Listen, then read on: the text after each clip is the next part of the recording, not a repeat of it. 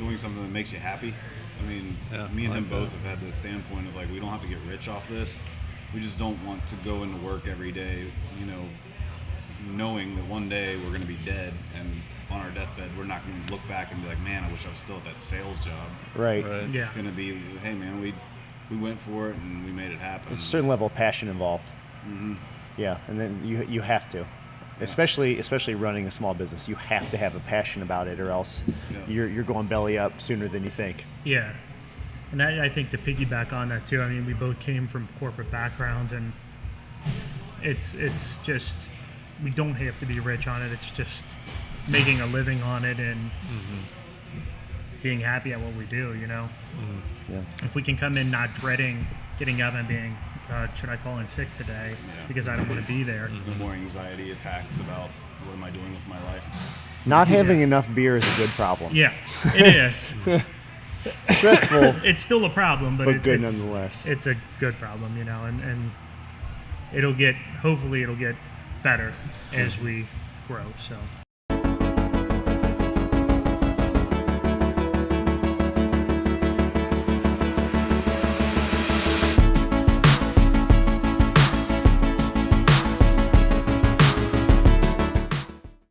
Good morning, everyone. This is Jared Bassett and Mark McCain. You are listening to Everyday Triumph. Triumph Every Day? What did we say it was? Triumph Every Day. That's what we're changing it to. We don't know. We're here at Alexandria Brewing Company. We're sitting with Andy Reynolds, right? Is that Right, correct? yeah. So this will be the first of hopefully many in a new kind of version of the podcast where we are not necessarily just talking about fitness. We're talking about small business. We're talking about customer service. We're talking about, I mean, literally anything. So kind of excited because we're in a pretty much brand new brewing facility. Very nice facility. And B, where we'll be having the Kegs and Kilos meet later this year. So twofold, super excited to be here regardless. But thank you, Andy, for having us out. Hey, thanks for coming. Yeah, absolutely. We were talking a little bit. Excuse me. You're fine. We were talking a little bit before we jumped on here just about how you got started. Maybe just reiterate kind of a little bit of how you started brewing. So, well, I kind of, excuse me. I'm going to be doing this the whole time, so That's I apologize. So I kind of got my start into love of beer, if you want to say that, back at the end of the 90s. That first microbrewery revolution was going about. Flying Dog, Sam Adams, Pete's Wicked, those were all coming about. I don't know if y'all remember that or not. I don't. But I kind of quit drinking, you know, the macros at that point. And my this girl that I was dating, just the only thing that she drank was Bud Light. So I was like, okay, well, I'm switching to bourbon, and from then on, I drank bourbon for a while until I went to Germany with the Army. I spent some time there and fell in love with, in particular, German Dunkels and German Hefeweizens a little bit too. But it was really the Dunkel that kind of drove me back into good beer. And I drank a lot of it over there. So then, a couple years later, I went to Iraq. And we weren't allowed to drink, so I started making my own cider. Went up to the PX, bought some. It was just 100% apple juice, and somebody had some yeast sent over to them. So we just fermented our own apple juice and turned it into hard cider. And I kind of figured out that if you took the cider and put it into another container, you clear it up a lot. And that's called racking, but I didn't know it at the time. You know, I just was doing something to get rid of all the yeast that settled at the bottom. And next thing I knew, I was making a lot of apple juice or a lot of apple cider for people. And, you know, I kind of loved doing it. So I came home, really got involved in the craft brewing revolution that was going on. You know, my friend that was over there, the guy who had the yeast shipped to him, excuse me,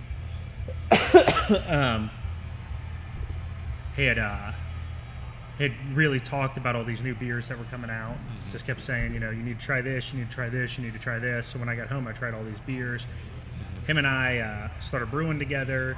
he kind of taught me how to homebrew using extract, and then I fell in love with the process. So that's how I got into brewing. What does that process usually look like for to actually brew a beer? For I'm not wildly familiar with it. I have an idea. Okay. Well, depending on what you do, like as a home brewer, you can start out with like an extract kit is what they call it. So that's like it's kind of like a syrup, or you can even use like a powder, which is like just it's malt extract. So, excuse me again, I'm sorry. But what they do is they take, what we do in the brewing process back there, it's a very similar thing. They just reduce the malt all the way down to like a really thick syrup, or then they'll dehydrate it for the powder. So it takes a huge part of the brewing process out to make it easier for a home brewer. So if you're doing that as the first timer, that's the best way to start out. You just add that to some water, boil it for an hour, add your hops, and you're good to go. Sometimes you can just take a bag of grain, set it in there, and add some different flavors. But it's still just mainly boiling this beer. Now, when you move it a little bit on in home brewing, you get into what they call all grain brewing, which is what we do in the back as a professional brewery. Biggest difference is, we're doing it on a much bigger scale. Sure. Larger tubs, right? Yeah. Well, and there's more processes to it too. I mean, yeah. But it's at the end of the day, it's the same result. So you're taking grains, you're crushing them up, and you're extracting the raw sugars from them. So what you're doing is you're getting starches to convert to sugars by hitting certain temperature points with your grain. Then you're sitting there and you're leaving all the grain behind, all the husk behind, and just taking that water out that now they call it wort, which is all sugar. And that's what the yeast eats off of to kind of turn that wort into beer. How long does that process usually take? Depending on the beer, 10 days or so. 10 days. The stronger the beer, the longer it usually takes. Right. Yeah. And then if you go with like a lager or pilsner or something like that, it's a minimum of 30 days. Oh, wow. Gotcha. So how do you go from essentially a home brewer? I'm sure I don't want to skip too many steps, but there to here. Well, so it kind of consumed me a little bit. Took over. We had a 2-bedroom condo. My wife and I did, and it took over one of the bedrooms. And she said, "You need to do this professionally because it's taken over." So we filed for an LLC, and our plan was to do like a little small, like almost running a home brewery in the back of a strip mall or something like that. What year is that? 2011. 2011. Okay. Yeah. Then I had some severe health issues. I got diagnosed with chronic pancreatitis. Kind of related to my service. They still can't figure out exactly what's causing it. My doctors all say it's probably related to some sort of exposure, but I haven't. I've done genetic testing and everything like that. There's like this rare 1 or 2% of people that they'll never know what causes it, and I fall in that category. Wow. Sorry to hear that. It is what it is. Yeah. So, it kind of put a hold on everything, though, and it actually gave me the opportunity to rethink what we were doing. Sure. I went to brewing school in Chicago, Siebel Institute, and then I really learned how to do it professionally. Wow. I And didn't even know there was a brewing school. Yeah, I had no That's idea. cool. So, and then has the idea of, so you kind of have this idea of like, I want to maybe do this a little bit more professionally. So have you had this place in mind? Like it was going to be Alexandria Brewing Company, or is it just kind of fall into place? Well, originally that was what my LLC was when we started. It was Alexandria Brewing Company. So, when my wife and I formed the company in 2011, we're like, Alexandria is probably the best place to go because a lot of these other places are, I don't want to say oversaturated because that's not the way I really feel about any place in Cincinnati, but we'd be up against a lot of competition. So I kind of feel like the smaller neighborhoods are a good place. And honestly, I looked at Milford and I looked at Alexandria. And what I liked, I'm from Milford, my wife's from Alexandria. Huh. And what I liked about Alexandria is it reminds me of how Milford was when I was a kid. So I said, well, it's a good market, it's kind of up and coming, but the people here are also fiercely loyal to their city.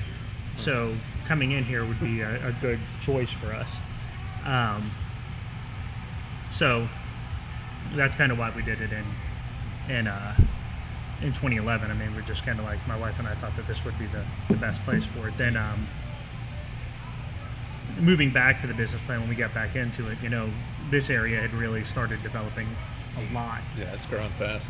And then it really made logical choice. Yeah.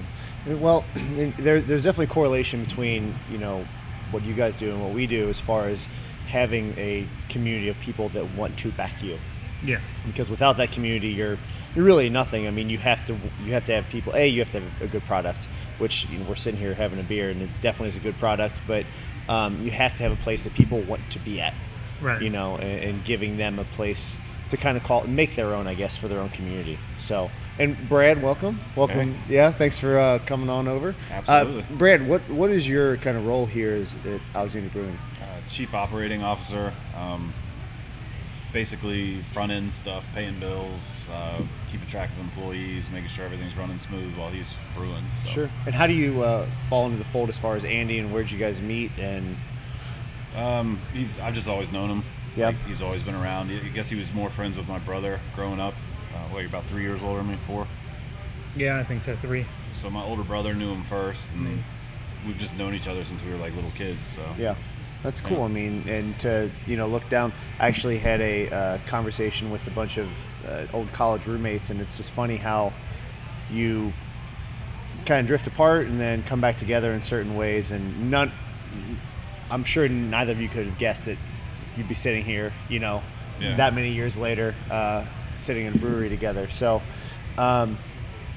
what are kind of I guess for you guys, your cornerstone that you build your business off of? So for us, like we are much more, I think, a customer service company than we are a fitness facility. Like we're there just taking care of our people rather than like we just look at them as a transactional like membership.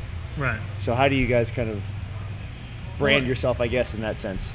I'd say that, excuse me again, so we put quality ahead of everything, and then I'd say we put our service next, right? Mm-hmm. So, and I think when we talk about quality, we talk about the quality of the people we hire. Yeah. We talk about making sure that, they're providing quality service to our customers. So, speaking of which, yeah. Be right up. Yeah. So got a couple customers coming in now, which is always good. So it kind of falls in that line of making sure that we're brewing right, we're doing things right, and yeah. So no, I get it. I think that's kind of what Jared was saying. There's when you mentioned the word saturation, that's one thing we deal with obviously in our business, and sometimes it's hard to discern the quality of things until people really experience it. Yeah. So that's one of our problems we have sometimes, is just getting people to experience our product, because there's stereotypes built around it. And we one of our things is CrossFit, and CrossFit has this negative connotation almost to where if I do it I'm going to get hurt. But whenever people experience it, and it's almost like a beer or something, like, well, I don't know, I don't like IPAs. They have a stereotype about it, and then they try yours, and you're like, oh, that's like nothing I've ever had before. And now all of a sudden that maybe has changed their perspective, So it's really just getting people to experience it, and then once they've experienced it, like you said, you said quality, and then you said service. The service has to be there too, because you can have the best beer in the world, but if you treat everyone like a what, then they're probably not going to come back, and they're probably not going to tell their friends. And well, they'll tell their friends, but they'll say, yeah, those guys up there are, don't go there, because they'll treat you. So I think it's important to have both, but you can't have one without the other, So yeah, and I agree with that. Yeah. And also you mentioned experience, and I think that's something we also try to build around here, is making sure everybody has a positive experience when they come in the door. That's why we have different events and things like that too. Yeah. We want to focus on our customers' experience when they come here. Well, and reaching out to the community surrounding you guys, right? I mean, because the more fun you can bring, and that's again the same kind of correlations, the more events you can have, the more you can make this into a community space than just a space where you're going to come and have a beer. Right. The more successful everybody's going to be. Right. On the I don't know, you guys can both speak to this for sure, but just mainly out of curiosity, what are some of the big hurdles as far as opening up a brewery? Money. I'm sure there are many. It's almost entirely money. I mean, there's just so much equipment involved, and the upfront costs of it are astronomical. And then once you get over that hurdle, he handled the rest basically, which is knowledge and how to make the beer and make it good. Sure. How long of a process was that for you from like we toured the space, we're going to move here, to we made our first beer? We leased this place in August. Yep. And we were originally supposed to get our equipment, so I mean this is just part of that whole process. I mean, everything was supposed to be here in end of January, beginning of February, and we didn't get it all until March. So, wow. And then we had to have it all installed, and it was one problem after another once it got installed, because we hire contractors that it's hard to keep them on time. Well, it's not just that too. It's also it's equipment that they've never worked with. Sure, before. fair So enough. they've got to figure it out and then refigure it out and then refigure it out again, and I don't know. So yeah, I don't think I brewed our first beer until the middle of March. Let me just say, is that when I did it, or beginning of April? Yeah. Probably itching Middle to get at it, I'm sure. Especially not to mention if you're paying for a building 24/7, you can't do anything with it. Right. You're just, I don't want to say you're bleeding money, but you're not you're definitely hemorrhaging. Yeah, You're not exactly. just bleeding, you're hemorrhaging. Exactly. And I think that's just with the small business owners in general. I mean, it's that if you are not producing whatever you're producing, it is that much harder to kind of start back up again. I know that they just switched the tax law on us, so July 1. Oh yeah, I heard about that Yeah. too. So you are, they're including all sorts of things in that tax law. But again, it's just one of those kind of hurdles that we have to jump over, that in order to be a small business owner, you have to get past it in order to be successful. Right. So is that the state of Kentucky? Just out Yeah, of it's curiosity. state of Kentucky, yeah. I think Ohio was already there. Yeah, and we're talking about gym memberships here, but it included things like veterinary facilities, massage parlors, spas, Bowling alley, bowling alleys, just randomly, So it's just, again, it's a pain in the butt, but unfortunately it goes to the consumer, not necessarily us. Right. But they view it as, our rates are going up. Right. We're to pay more for X product. That's why the quality has to be good, right? That was something we had. We actually had a debate about the sales tax, right? Like, do you pass it on to the consumer, or do you build it into your cost of goods? Yeah. And at the end of the day, we passed it on to the consumer, because even though it's easier to have a $5 beer and have everybody's just at $5, it makes us have a lot more change in the register and things like that too. At the end of the day, it's not just about profit and losses and things like that, but it's also about just making sure your accounting's clean, Yep. And if we're changing, all of our beers run at different price points, and some we make more than others, and some we actually lose money on in order to. We have ones that we make a bigger profit on in order to make up for those. Sure. So, that's part of the reason we decided to do that. I mean, it just makes more sense that way. Yeah. Absolutely. I'm curious. So our world of what we do is very small, and it's even smaller in Cincinnati, North Kentucky. I'd imagine it's kind of the same with like craft beer. Is it a small world that everyone's pretty close? Is it like we're against you? Is it a family type atmosphere? For the most part, it's real family. We're all friendly with each other. Again, for the most part, there's a couple breweries that don't play nice with anybody. But who's that now? Yeah, no. Can you name names? No. Just joking. We tease a little bit because it's kind of the same way in the gym business for the most part. For whatever reason, we have a lot of people. I think Mark puts it really well, that they feel like they've got the perfect hand and they're holding it here, and we are the opposite in the sense that we are a very abundance mentality. Like, we did the math.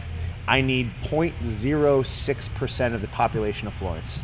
Yeah. That's it to be successful. Like, that's all I need. And for whatever reason, it's like you talk to other gym owners and it's like, I can't tell you what I do. I'm like, well, you do it on social media. I know what you do. You know, it's like Yeah. we are all in the same business. We're trying to help people. You're trying to serve a good beer. So anyways, back to your point. So everybody's somewhat, for the most part, friendly. Yeah, and really the way that most craft breweries across the country look at it is we're all trying to defeat Goliath right now. For sure, yeah. Which is Anheuser-Busch or Miller, right? So until those guys are toppled, then it's hey, we're all in this together. And then after that, I mean, they have such a huge chunk of the market that, you know, what do you do? You know, you build this up. You all make sure you're making quality product. You're all on the same team, because if you can take that part of the market away, I mean, I think right now craft breweries make up I think it's 12 to 14% of the overall beer market. It's growing. I mean, it is, and it was growing a lot more. But then Budweiser bought up a lot of breweries. Yeah. So then it wound up, you know, we were on track to be at 20% by 2020, but then all these breweries got bought up and wound up not being craft anymore. So now it went from almost 16 to 17% now back down to closer to 12 to 14. But, you know, by the end of this year, I think there's going to be 7,000 across the United States. So you look at that number and you say, okay, well, if all these ones keep experiencing the level of growth that, even just the small amount of growth that, you know, the craft brewing industry is experiencing, then that's all money out of Budweiser's pocket. That's all money out of Miller's pocket. what do you think is the big draw for like just a craft brewing tap room? From a consumer standpoint, I definitely go in for something like the environment. Yeah. You know, like I go, the beer, yes, like there's some breweries that I'll go to because I like their beer, but there's definitely some that I go to because it's a comfortable place to hang out. Is that something that you had in mind, or is that, you know, like you said, the quality's first? We knew we had to build up the experience too. I mean, especially in the area we chose to go into, because honestly, this is old Milwaukee's best country. Yeah. You know, so to move those people from old Milwaukee's best to an IPA, that's a tough, that's a tough move. You gotta drink less. You should be happy, right? Well, but they don't. People don't look at it that way. Yeah. People still look at it like, I need to drink 6 beers. This is what I drank of this. I should be able to drink 6 beers of that. You know, and that's not the case. It's more about it being in the experience. You know, and that's what we tried to build on. And quality's got to be there too. I mean, what we wanted is just really good beer, and I'm hoping I'm hitting that. I mean, our numbers say that I'm hitting that, but I don't know. Well, again, we're sitting here drinking one. It is very, very good. Very good beer. And I'll say, you know, one thing too that you guys did well is like we're going to include food. Yeah. You know, because that's one thing that I think you need to have. You have a couple beers, you're going to get a little bit hungry, especially barbecue and beer, I think, go hand in hand regardless. Yeah. And that's a separate entity than obviously your ABC Brewing Company. Are they renting from you? Yeah, they sublet from us. Yeah, that's genius. And again, different avenues of revenue, and that's always a good thing to have. It's a great compliment because they're not obviously in direct competition. You're supplying the beer, they're supplying the food, and one less thing you kind of got to worry about, and it gives, like you said, it enhances that experience. Well, it's that philosophy of also sticking to what you know and do it well. Right. Yes. So. Yep. And owning that. Yep. You guys aren't in the back flipping burgers. We're here to serve beer. We have a massage therapist, and that's something we know really little about, especially as far as like actually performing a massage. We know that it benefits us greatly. Right. I rub Mark's shoulders from time to time, but it's not really the same. He's very gentle. All right. But yeah, so she, sublets space from us, and then we're even looking at adding yoga on, which is essentially we've already done. But we look at that, one of our goals, and we have a mission statement, and we have core values and stuff like that we try to really follow by, and one of our biggest core values is customer first. So we're always looking at our customer as, all right, what does it take to be a one-stop shop? So obviously, with adding the food, and I was just in the restroom, and you have on the wall like there's gonna be a comedy show, and then you guys were open enough to, which is awesome, to have us here to do a weightlifting weightlifting meet. When I look at doing different things like that, it obviously attracts diversity. Yeah. And there's so many times, like you said, you can stereotype customers and you can have your target demographic, but then beyond that, you have people that might come for other reasons, like fantasy football draft, yeah, or the whatever ultimate it is. thing is exposure, right? Right. 100%. We are having, and it came to me because That's with any business. I'm getting married in August, and you get all these gifts, and I'm like, I said to my fiance, I'm like, what are we gonna do with all this stuff? It's not nothing we have is broken, Right. And she's like, well, garage sale, and we have a 7,000 square foot facility, and we've got probably a 10,000 square foot parking lot, so we're gonna have a garage sale, gym-wide garage sale, flea market basically, where we're gonna say, hey, everyone from the gym, there's 150, 170 people that come to the gym, come sell your stuff. We'll put it out in the city of Florence. But the idea being is we'll draw in people that have nothing to do with our gym. But the fact is that they may see it, and the next time that their niece or nephew says, hey, I need a place to work out, we're going to be in the top of their mind. Yeah. I think that's when you have a comedy show or you have a weightlifting meet out here. Well, Go ahead. No, I was going to say the same way that you guys compete with the Goliath. Our Goliath in our industry is, the Planet Fitness that has the $1 million marketing budget that can be on billboards and Super Bowl commercials and all these things, where we are obviously small potatoes compared to that industry. So getting our word out, we have to be a little more creative, in our industry. And just like Jarrett said, it's just really getting as many touches on people as possible to experience it, but also just at least know where we're at Right. in our city.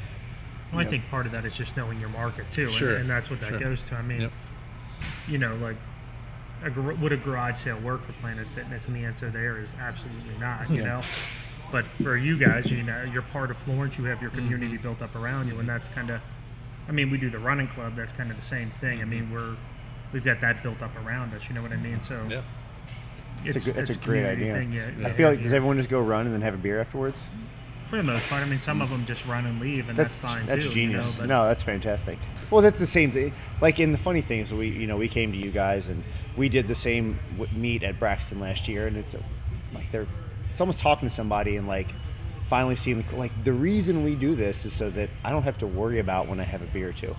Right. Like we work out a lot so that when it comes time to enjoy ourselves, like I feel like I've earned that, or I enjoy doing it. It's not like I go home the other day like, oh, we shouldn't have gone out. Like, no, we deserve it. We earned that one today. Yeah. So, and they go very, very hand in hand. And many, again, the kind of cross streets that we've hit, being that it's all based around community. People value quality over this big, vast Walmart kind of Planet Fitness experience. Even go back to like dodgeball. Well, the average Joe's versus the Globo Gym. Yeah. Well, again, you become this tribe mentality, right? So you form, this brewery now, and I'm sure you've met some people that want to come in regularly and so on and so forth, and you build those relationships. Again, at the big kind of Goliath places, it's a transactional experience. So how's it been since? That first beer's brewed now? You kind of got some products rolling out. Like, what's the latest on Alexandria Brewing? Well, it's I guess it's been insane. I don't know. Yeah. I can't keep caught up. That's great. Busy is good. Yeah. I mean, that's a good thing. I mean, it's when we moved, we saw a big jump in growth, and it's one of those things that like you feel like it's never going to end. Drinking through a fire hose for a while. Yeah. But it's a very good thing, And I think as small business owners, we learn. Even I feel like this summer was a great example of these ebbs and flows, where it's like you see a dip and you see a rise, you see a dip, you see a rise. I'm sure with the season change, you'll see. Kind of more or less people depending on it's warm outside, it's nice outside, it's hot outside, it's cold outside. Well, they normally say that the summertime's the worst for bars, and if we're doing this well in the summer, I'm worried about the fall. Because they say football is what brings people in and everything like that. And right now, I mean, our beers, we've got 5 of our beers on. We're about to be out of one, so we'll be back to 4. Is that just physically, like you physically run out? Yeah, I can't. Also, I a good can't problem keep up with production, and we need another tank. And we thought, our plan was, well, we'll have 12 beers on tap easy. It's going to take a while for us to build up a regular base or any kind of base out here, and no, it's just been. And again, it's funny because people are yearning for a place to be a part of. Yeah. They really are. You know, it's like you don't feel like a bar fly if you go to a tap room that cares about. They're not just opening a beer and say, hey, here you go. Right. You know, you can physically talk to the guy who made it if you want to. You know, and I think that is a big difference maker for, again, that kind of craft selection versus going just somewhere and grabbing a beer. Have you modeled yourself after anyone else, or is it all kind of just organically like, you know, this is, I guess, you know, how did you catch your vision as far as like how you wanted it to look, feel, sound, smell? I think it's kind of a culmination of things. Yeah, Wouldn't you agree? Yeah, I think we have some influences here and there, but Call it nothing reverse really- engineering. Well, kind of where I'm coming from with that is like, I know we travel and you know, CrossFit is big now, and there's, you know, 16,000 gyms all over the world, and usually when we drop into a place, I won't even say like I own a gym, you know, and all this stuff, because I don't want to feel like I'm treated differently. I want to feel the experience that they would just give anyone else. And, you know, in the 10, 20 gyms I've dropped into, you know, and eventually like some of them I'll get chatty with, and I'll tell them like, you know, actually, you know, I do own a gym or whatnot. And some I'll just kind of do a transactional experience. It's really up to them. Like how, like, are you trying to get to know me, or is this like, so anyway, we typically, we're actually being a little more intentional with getting out more and visiting different gyms to kind of pick up some of the good, the bad, and the ugly, right? So it's like, all right, what are we doing? You know, and one of the things they constantly say with gyms is like, how clean's your bathroom, kind of thing. Yeah. You know, and it's kind of that mentality, like what's your first impression of our gym? And again, our first impression here is absolutely high quality. Oh, for and it's sure. clean too. It's super clean. You know, so anyway, just maybe like you said, if you've been influenced, you know, obviously name specific names, but just how you came up with this incredible space. Well, it was I've been to a lot of breweries, sure, especially when I was at Siebel in Chicago. Yeah, there's a lot of breweries there in general. He's been to a lot of breweries, especially around Cincinnati.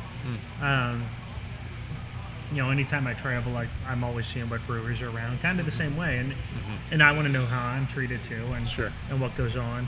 Now, unfortunately, I'm always wearing anymore. I'm always wearing something that has my branding on it, so people walking always ask billboard. if I'm associated with us. And you know, my wife is always, yes, that's us. So whether I want it to be or not, you know, I do not like kind of getting the spotlight for it, though. I try to just sit back and you know, around the city, a lot of people know who I am, so it doesn't matter any brewery I go into. Oh, cool. Most of the time, they're going to recognize me. If it's a brewer, it's the beard. Yeah, I actually need to trim Is that, it. It's getting out of I'll control. say I feel like that's part of the motif for most brewmasters. I think it's just a time thing. I don't have time to take care of it. Yeah, that's valid. Also valid. But I don't know. Like, I just kind of looked at what a lot of people I felt as a consumer were doing wrong, and what I thought they were doing right, and you know what I liked about places, and what he liked about places, and we just said, well, let's make sure we're incorporating this. My wife did a really good job of taking a ton of notes and just saying, well, especially for our restrooms, she's like, we need this in our restroom, we need this in our restroom, we need this in our restrooms, and it was all about attention to detail is important. Man, yeah, really. Well, it's funny too, because I've told Mark this. I had a professor in college that he has an animatronics company. Has nothing to do with what we do, but as a person who owns a small business, his isn't small, but he just said, if you steal from one, it's plagiarism. Steal from many, it's called research. Yeah. So, and he also owned a restaurant in the town I went to school at, and he said, I can walk in the restaurant, point to anything there, and I'll tell you where I stole the idea from. You know, and that's, I mean, look at our space. I mean, it's basically the same thing. Well, we got that idea from this place or that place or this gym or that gym, and it's just making it your own, but taking in those influences that you admired.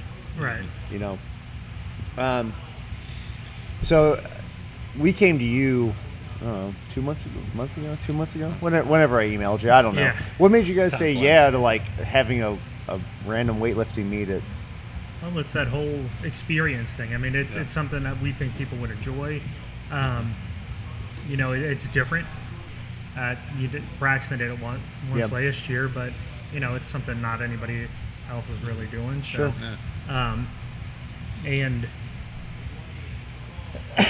Sorry, I'm going to keep doing it. You're right. But I feel like I got to apologize every time. No, it's consistent. fine. So, yeah. But yeah, it's not just that too. It's we're kind of we got the running club going up here. We kind of like the whole idea of having fitness around craft beer. It's a good idea. They kind of go hand in hand. So. Yeah. I think it's a generational thing too. Like you've got people work hard, play hard type of thing. Like if you're gonna be at the bar, like hey, put the work in to make sure you can afford to be at the bar. Yeah. And that's kind of our philosophy. We do a lot of we're having a golf outing for the gym coming up where we do we've tried to do baseball outings. Yeah, every time we do a baseball outing for the gym, it rains and we end up going bowling, which is right next door. But it's the same thing. I mean, you bring community around and try and get out of your norm.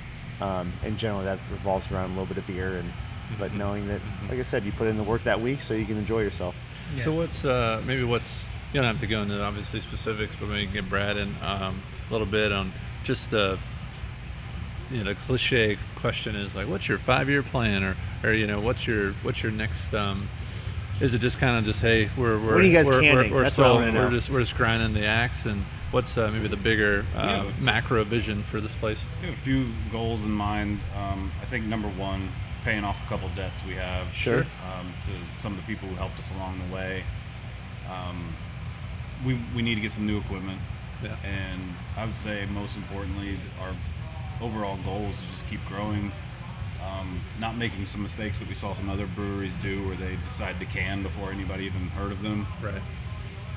We're hoping to kind of build some hype and grow as that need keeps going, and hopefully eventually years down the road our system back there will be our pilot system and we'll be brewing on something much larger. Awesome. With distribution and more people drinking our stuff. That's great. Yeah, Love that. I think like an 18-month goal, because you asked about when are we going to have our stuff in cans. An 18-month goal is a bottling line for us, and that's just doing our big 22-ounce polymers. Yeah. But that's not to say we won't go into cans. It's just kind of something that we're going to sell in our tap room, and then maybe we'll distribute those eventually. But it's not.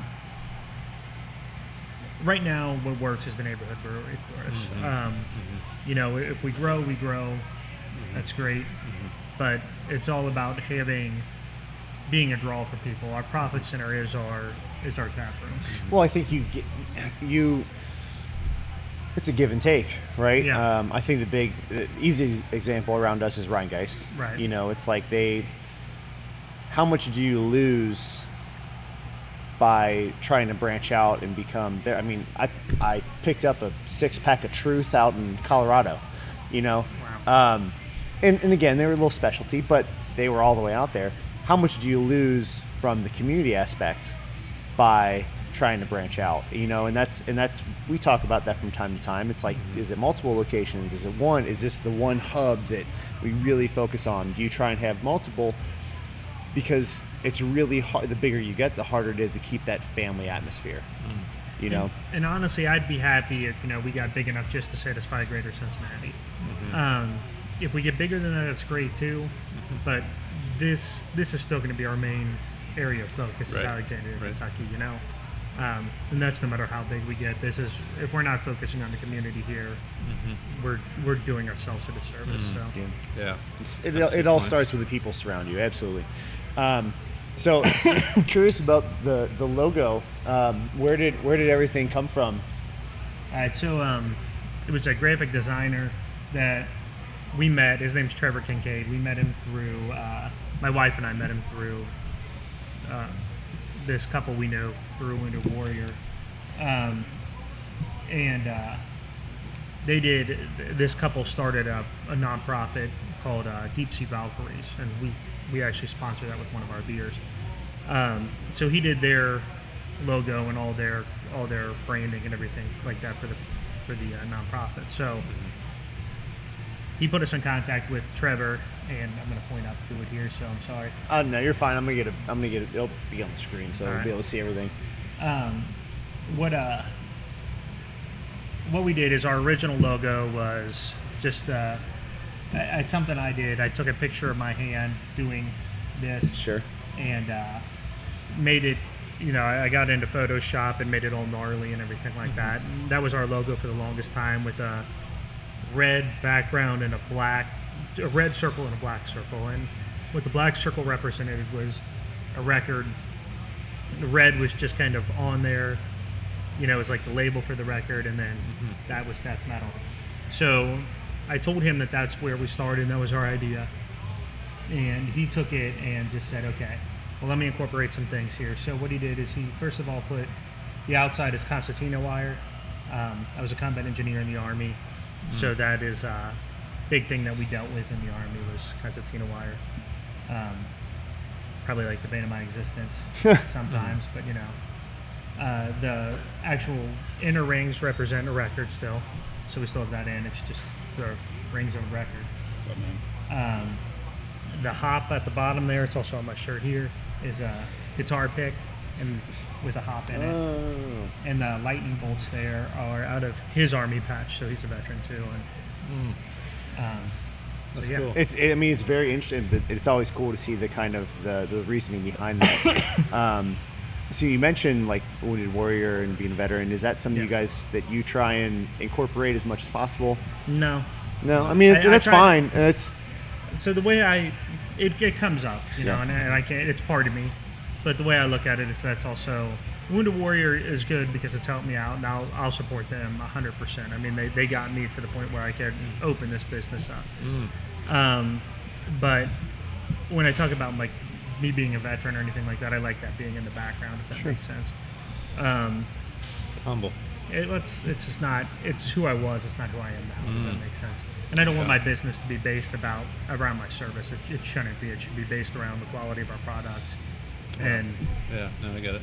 Yeah, and take this in which spirits intended, but some people do put that in the forefront. Veteran owned and things like that, and people almost piggybacking off the rhetoric of kind of where the country's at. Like, well, they're veterans, so it must be good. Well, that's not necessarily true. The product is going to be good or it's going to be bad. Right, and I think that would make people a little bit more biased to it if they said, if you go to our website and you look at our story, it's mentioned in our story there. We had, I'm sorry, Brad wrote up the story and I approved it and it is what it is. I don't run from it. I don't say that this isn't who we are, but at the same time, I don't want it to be the forefront of the business. Sure. Yeah, that's cool. What about the heavy metal side, man? What kind of how's the music fall into that? Well, I grew up listening to just about everything. He grew up listening to metal and gangster rap, pretty much, right? A lot of hardcore stuff. I can identify with some of that. Yeah, no, absolutely. Every now and then, Mark will. What'd you put on the other day? Put on some Wu-Tang in the gym. Little Wu-Tang. I mean, it was like going back to high school. Exactly. You gotta bring it back sometimes. We I keep it PG for like the classes, but whenever we're in there, it'll be Yeah. We have Metal Monday up here. That's awesome. Sweet. That's one thing we don't really go. I mean, we're family friendly, but we don't really. Most people don't even notice it, but we have the music on in the background, and we don't go PG on that. And we don't care. Yeah, that's fair. And it's the one place that we don't really care either. That's like there's no break there for us. No breaking. Yeah. So is it like Metallica? We're talking like. We're going harder. Yeah. Okay. No, it's good. Clutch is who we have the Clutch channel on back there right now. In the back room. Metallica just came on. I dig it. What else? Yeah, we got the World Cup, obviously. I like it going a little harder. I like Carcass At the Gates. Pig There Destroyer. Now we're talking. Pig Destroyer. Pig Destroyer. That's as hard as we get. That sounds like some squat music. That sounds like the perfect compilation to your barbecue place right here, right? Yeah, Pig Destroyer. Yeah, they're pretty heavy. Death.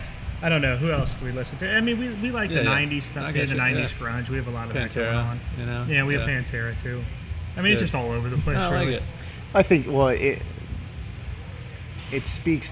Like, music is so personal. We do a question of the day every day for class, and some are just silly, like, what's your favorite color? What was today's? If you found $1,000, what would you do with it? Right. You can't like invest it. Yeah, but some of them, I think one of the first ones I ever asked was, what would your walkout song be if you were in the Reds? And it's like people, well, I don't know.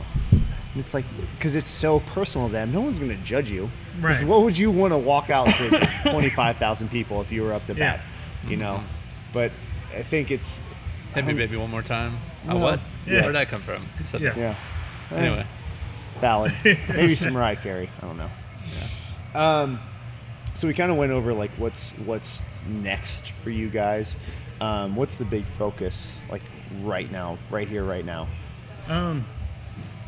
Making as much beer as we can. I mean, that's, like I said, I can't keep up. We need another tank. That's what Brad was saying. Is that's our biggest concern is getting that tank in. So we've got some construction debt that we got to pay off before we can afford that tank, and then it's buying that tank. And we need it's a 15-barrel tank. We're a 5-barrel brew house, but we need a triple batch into it in order to be able to keep up with our production. Just out of curiosity, how much does the tank cost?